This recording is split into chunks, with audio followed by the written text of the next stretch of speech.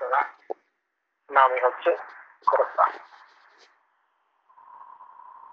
রাসূল করিম সাল্লাল্লাহু আলাইহি ওয়াসাল্লাম সাহাবীদের সামনে বিভিন্ন বিষয়ে বিভিন্ন সময় তিনি আলোচনা করতেন। কখনো ইসলাম সম্পর্কে, কখনো ঈমান সম্পর্কে। কারণ সবাই নতুন ভাবে ইসলাম ধর্মে এসেছে, তারা অনেকে ঈমান বুঝতো না, নামাজ বুঝতো না, রোজা বুঝতো না, ইসলাম বুঝতো না। আল্লাহ রাসূল সাল্লাল্লাহু আলাইহি ওয়াসাল্লাম তাই তাদেরকে বিভিন্ন সময় বিভিন্ন ভাষায় নসিহত করতেন, উপদেশ করতেন, শিখাতেন, তালিম দিতেন। আর এটাকে আয়ত্ত করতে হবে। যেমন রাসূল করিম সাল্লাল্লাহু আলাইহি ওয়াসাল্লাম বিদায় হজের সময় লক্ষ সাহাবীদের সামনে যে ভাষণ দিলেন, উনি যে শেষ কথাগুলো বললেন সেগুলাকে বিদায় হজের খুতবা হিসেবে আমরা আখ্যায়িত করি। এরপরে আল্লাহ রাসূল সাল্লাল্লাহু আলাইহি ওয়াসাল্লাম জুমার নামাজ ছাড়াও আমরা দেখি ঈদের নামাজে, এই নামাজের পরে সাহাবীদের উদ্দেশ্যে বিভিন্ন ধরনের নসিহত করতে, সেগুলাকে আমরা ঈদের খুতবা হিসাবে দেখি। আর জুমার দিনে প্রতি সপ্তাহে রাসূল করিম সাল্লাল্লাহু আলাইহি ওয়াসাল্লাম তার সাহাবীদেরকে বিভিন্ন বিষয়ের উপরে তিনি ট্রেনিং দিতেন, আলোচনা করতেন। সপ্তাহের ঘটে যাওয়া বিশ্বের বিভিন্ন প্রান্তের সমস্যাগুলো নিয়ে, তারপরে আমাদের ঈমান, নামাজ, রোজা, হজ, যাকাত, ইসলামের এই সমস্ত ছোটখাটো পরিসর যে সমস্ত গুলো আছে, এই সমস্ত বিষয়গুলোকে পরিষ্কার করার জন্য বিভিন্ন ভাবে নামাজের আগে। এটাই জুমার দিনের খুতবা হিসাবে পরিচিতি লাভ করে। আমাদের দুর্ভাগ্য, আমরা এই খুতবা জিনিসটাকে বুঝতে, প্রকৃতভাবে বুঝতে সক্ষম হইনি বিদায় আমরা আরবিতে কিছু লেখালেখি করে একটা বই আকারে বানিয়ে নিয়েছি এবং 12 চন্দ্রের একটা খুতবার বই বানাইছি। এই খুতবার বইটা কারা বানিয়েছে? আল্লাহ। কেন বানিয়েছেন? তারাই ভালো জানে। এই বইটা দিয়ে খুতবার চাহিদা মেটানো সম্ভব নয়। কারণ প্রতিবার জন্ম থেকে দেখছি শুধু এটাই পড়ে আসছে। অথচ খুতবার উদ্দেশ্য হচ্ছে সমসাময়িক বিষয়ের উপরে মুসল্লিদের সম্পর্কে আলোচনা করা এবং প্রত্যেকের জন্য প্রতিনিয়ত কার কি সমস্যা আছে সেটার জন্য আল্লাহ পাকের কাছে দোয়া করা। যেমন রাসূল করিম সাল্লাল্লাহু আলাইহি ওয়াসাল্লাম মিম্বরে দাঁড়িয়ে খুতবা দিচ্ছেন, একজন বিদেশী বলল, ইয়া রাসূলুল্লাহ সাল্লাল্লাহু আলাইহি ওয়াসাল্লাম, বড় কষ্টে আছি, মসজিদের দুয়ারে দাঁড়িয়ে বলতে আছি। রাসূল মিম্বরে খুতবা দিচ্ছেন, বড় কষ্টে আছি। কি কষ্ট? কষ্টটা হচ্ছে আমরা তো অনেক দিন থেকে বৃষ্টি হয় না, শুকিয়ে গেছে সব, আমাদের গরু ছাগল গুলা ঘাস খাইতে পারতেছি না, ঘাস নাই, আমরা পানি খেতেছি না, এই অবস্থা হয়ে গেছে। এমনি তো আরব একটা মরুভূমি, তারপরে অনেক দিন থেকে বৃষ্টি বন্ধ হয়ে গেছে, যার পরিণতিতে আমরা যেমন কষ্টে আছি, আমাদের পশু পাখি গুলা ভীষণ কষ্টে আছে। ইয়া রাসূলুল্লাহ, আল্লাহর দরবারে একটু দোয়া করেন, আল্লাহর নিকটে একটু প্রার্থনা করেন যেন বৃষ্টি নাযিল হয়। বেদুইন মসজিদের দরজায় সামনের দাঁড়িয়ে রাসূলের কাছে দোয়া চাইলেন। আল্লাহর রাসূল খুতবার ভিতরে দোয়া শুরু করছিলেন বৃষ্টির জন্য। হযরত আনাস রাদিয়াল্লাহু তাআলা আনহু বলেন, আমরা এসেছি শুকনা রাস্তা দিয়ে হেঁটে হেঁটে মসজিদে, যখন জুমার নামাজ পড়ে বের হইলাম, বৃষ্টি দিয়া ভিজে আমরা ঘরে গিয়া পড়ছি। রাসূল দোয়া করতে দেরি হইল না, বৃষ্টি চলে আসছে। তাহলে রাসূল করিম সাল্লাল্লাহু আলাইহি ওয়াসাল্লাম সমসাময়িক একটা বিষয়, বৃষ্টি হয় নাই, তাহলে দোয়া চাই। আজকে আমাদের খুতবা দেখেন, কোনদিন আপনি শুনছেন আপনার বাপ মার জন্য খুতবার ভিতরে দোয়া করছেন? বলেন তো, সমসাময়িক বৃষ্টি হয় না, খুতবার ভিতরে দোয়া হচ্ছে? কোন ইমাম সাহেব দোয়া করছেন? করেন নাই। সপ্তাহে আমাদের উপর অনেক বিপদ বলা মুসিবত আসে, দেশের উপরে দুর্যোগ আছে, প্রাকৃতিক দুর্যোগ আছে, মুসলমানদের সারা দুনিয়া। শুনছেন কোনদিন আমাদের ইমাম সাহেব? ওই খুতবার মনিটা লেখা হয়ে গেছে, বাসের এটা কন্টাক্ট নিয়ে নেওয়া হয়েছে, পড়ে যেতে আছে 10-15 মিনিটের ভিতরে শেষ। খুতবা শেষ হয়ে গেছে।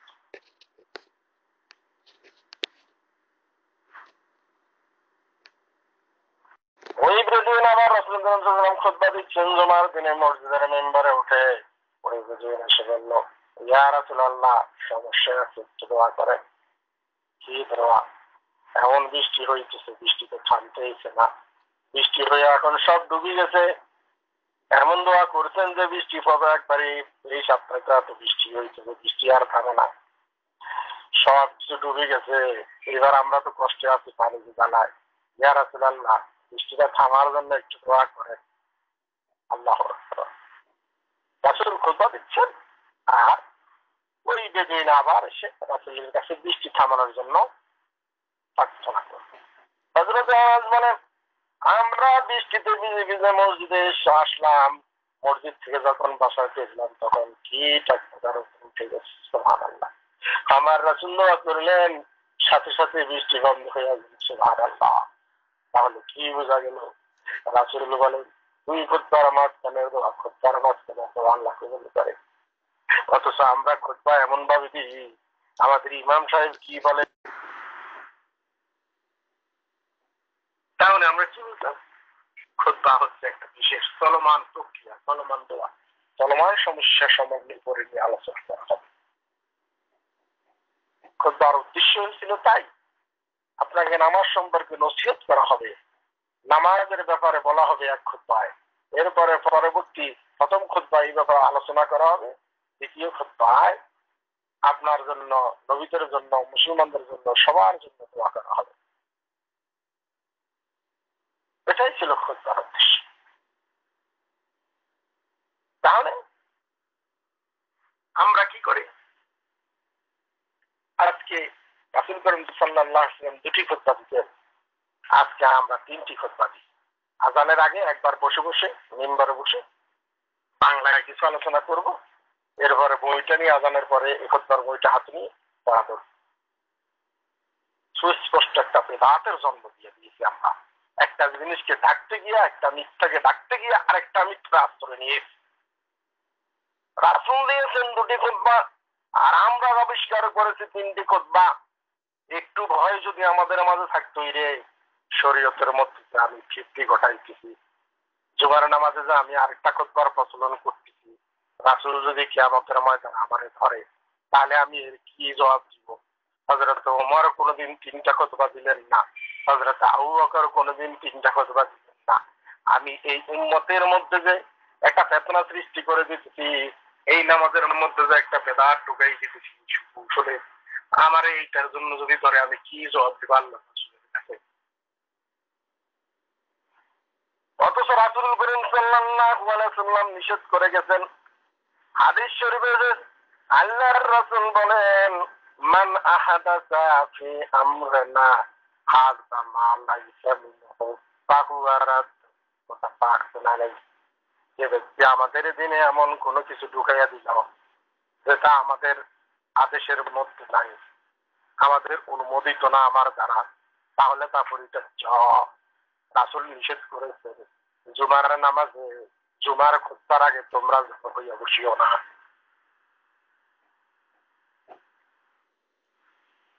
তাহলে ইবাদত হবে? আপনারাই সাক্ষী দেন। ইবাদত শুদ্ধ হওয়ার জন্য শর্ত হইল রাসূল যেভাবে ইবাদত ঠিক করে দেখিয়ে গেছেন সেইভাবে চেষ্টা করতে হবে। এর ব্যতিক্রম যদি আপনি করেন, সেই ইবাদত আপনার কাছ থেকে গ্রহণ করা হবে না। পবিত্র কোরআনে আল্লাহ স্পষ্টভাবে বলেন, কুল হাল নুনাব্বিউকুম মিন আকসারিহিনা আমালা। ও রাসূল, আমি কি আপনাকে জানিয়ে দিব নাকি ইবাদত করার পরেও কারা ক্ষতিগ্রস্তদের তালিকায় ঢুকে গেছে? যদি জেনে না নেন তাহলে জেনে নেন। আল্লাযীনা দাল্লা সাইয়ুহুম ফিল হায়াতিদ দুনিয়া ওয়া হুম ইয়াহসাবুনা আন্নাহুম ইহসিনুনা সুনআ।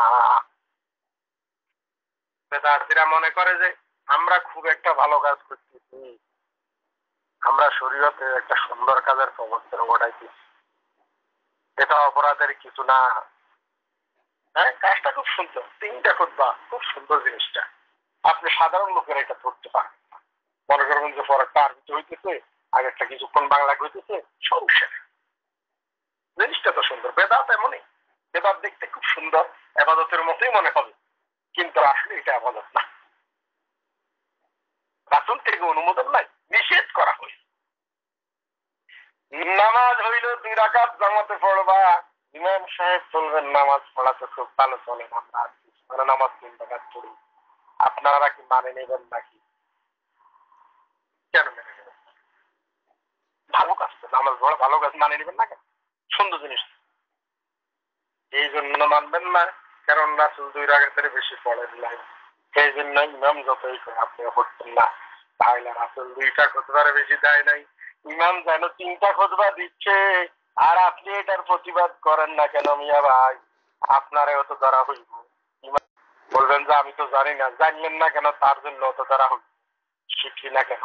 শিক্ষাটা কি তোমার উপর খরচ ছিল না? খালি আলেম ওলামাদের কাছে ইসলামটারে কন্ট্রাক্ট দিয়ে দিচ্ছ নাকি? তারাই শিখবো, তারাই করবো, আর আমরা যে হুজুর করে আমার সুবিধা পাচ্ছি না। এত সহজ না, আপনাকেও ধরা হবে। তুই কেন শিখলি না? যে এই শরীয়তে হযরত ইমাম আবু হানিফা বলেন, আমি যে ফতুয়া দিই সেই ফতুয়ার ভিত্তি কি, কিসের ভিত্তিতে ফতুয়া দিচ্ছি, এই জিনিসটা যতক্ষণ পর্যন্ত না জানবা ততক্ষণ পর্যন্ত আমার ফতুয়ার উপরে আমল করা যাবে না। আমার ফতুয়ার উপরে কি আমল করতে পারবে? আপনি বলে দিবেন আমি হানাফি, আমি শাফি, না, ওনাদের নাম বেশি চলতে পারবেন না। উনি এই কথা বলেন নাই, কোন আইমে মুত্তাহিদ বলেন নাই খুতবা 3টা করো। আপনি খুতবা 3টা করলেন কিসের যুক্তিতে? যেখানে রাসূল নিষেধ করে দিয়েছেন বাংলাতে খুতবা দিতে আপনার সমস্যাটা কি? আল্লাহ রাসূল সাল্লাল্লাহু আলাইহি ওয়াসাল্লাম বলেন, তুমি যেই ভাষার লোক তুমি সেই ভাষা নসিহত করো, ইয়াসসির ওয়ালা তুয়াসসির, সহজ করে দাও, কঠিন করে দিও না। এই ইসলামকে সহজভাবে উপস্থাপন করো। আপনি যেই ভাষার লোক আপনি সেই ভাষায় আপনি নসিহত করেন। আপনি পড়েন আরবি, আপনি নিজেও বুঝেন, আমরাও বুঝি। খুতবা মূল উদ্দেশ্য আজকে নষ্ট করতেছে। এবার আমরা রাসূলের জিন্দেগি থেকে এর দৃষ্টান্ত দেখি। রাসূল করিম সাল্লাল্লাহু আলাইহি ওয়াসাল্লাম বিদায় হজের ময়দানে যে ভাষণটা দিয়েছিলেন, যে খুতবাটা দিয়েছিলেন, সেই খুতবাটা আমরা সবাই জানি, জানি না? আচ্ছা বলেন তো, প্রত্যেকবার হজের সময় সেই খুতবাটা কি পড়া হয়? রাসূল খুতবা দিয়েছেন জুমার বিদায় হজের সময়, এটা তো হজের খুতবা হয়ে যাওয়ার কথা। এটা তো হজের খুতবা হয়ে যাওয়ার কথা, যে এটা হজের সময় রাসূল খুতবা আকারে বলেছেন। সুতরাং বিদায় হজের ভাষণটা একটা খুতবার বই আকারে লেখো, আর প্রত্যেক হজের সময় এটা পড়ো। বিদায় হজের ভাষা সংরক্ষণ আছে না? রাসূল বলছেন না, আল-ইয়াওমা আকমালতু লাকুম দীনাকুম ওয়া আতমামতু আলাইকুম নি'মাতি ওয়া রাদিতু লাকুমুল ইসলাম দীনা। লক্ষ লক্ষ সাহাবীর সামনে রাসূল সাক্ষী রেখে বললেন, হে আল্লাহ, হে সাহাবীরা, আমি তোমাদের কাছে পৌঁছে দিয়েছি কিনা আল্লাহর দিন সঠিকভাবে, তোমরা সাক্ষী দাও। সাহাবীরা সাক্ষী দিলে, ইয়া রাসূলুল্লাহ, আপনি আমাদের কাছে সঠিকভাবে আল্লাহর দিন বুঝিয়ে দিয়েছেন, কোনো কিছু আপনি গোপন রাখে নাই।